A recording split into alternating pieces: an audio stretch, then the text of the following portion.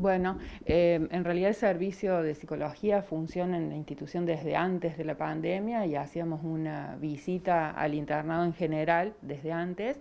Con el tema de la pandemia nos hemos ido acomodando a las circunstancias del aislamiento y hemos empezado a visitar a los pacientes virtualmente, a los que están internados en COVID, terapia o habitaciones de aislamiento común y el contacto con el contexto, con su familia. O sea, ya no es solo el paciente, sino también la familia que los está acompañando desde su casa, ¿no?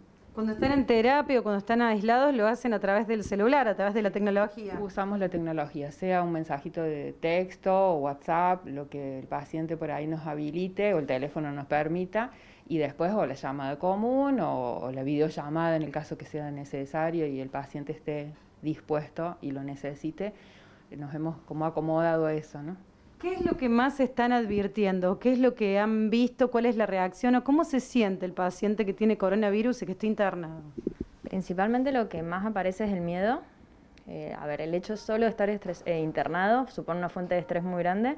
El hecho de estar internado por COVID y en aislamiento, este estrés se ve totalmente potenciado al mismo tiempo.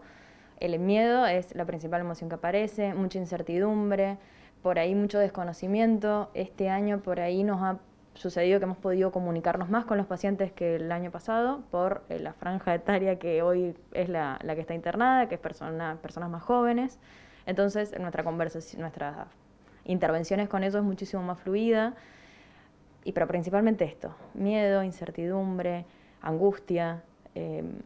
Si hay un paso del piso a la terapia, el fantasma de lo que es la terapia, de cómo es una terapia, de si salgo o no salgo de la terapia. Y ustedes de alguna manera son como intermediarios entre el paciente que está internado y también la familia para canalizar los miedos, para ayudarlos.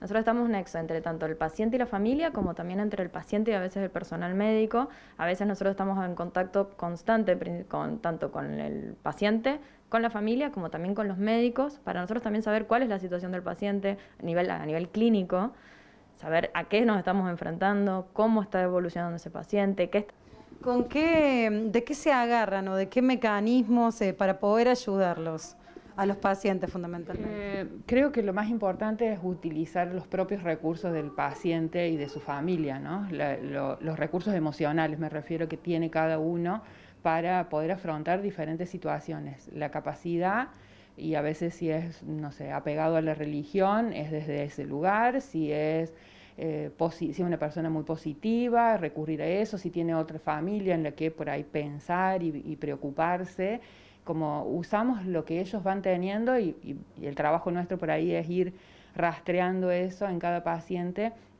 para poderlo utilizar en su propio beneficio, ¿no?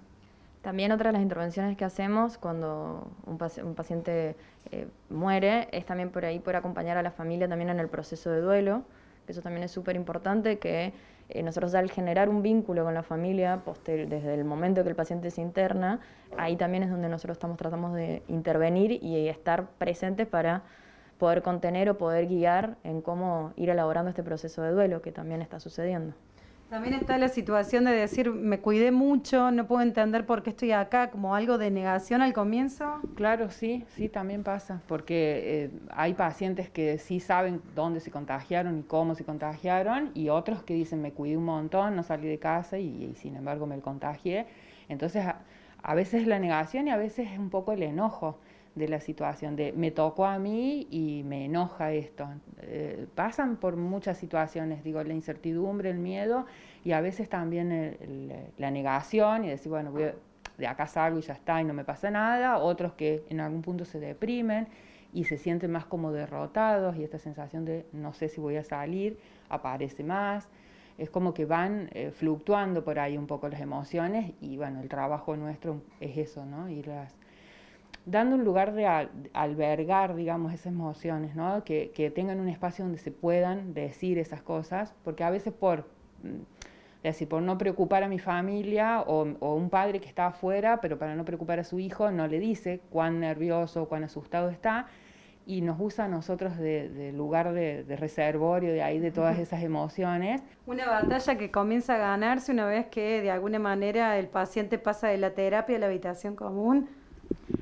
Y ahí es donde siempre aparece una gran alegría tanto en el paciente, en la familia, como también todo en el personal, cuando suben en realidad de terapia al piso común y los reciben ahí, siempre, bueno, a mí me ha tocado estar presente y es con aplausos, con festejos. Importante es la salud mental o que la persona esté positiva o con un pensamiento que no sea negativo en esta situación. ¿Cuánto ayuda en su recuperación? Yo creo que muchísimo, en esta del COVID y en la vida en general, tener emociones positivas, por supuesto canalizar y reconocer las negativas, ¿no? Pero después pararnos sobre lo positivo y siempre nos suma un montón.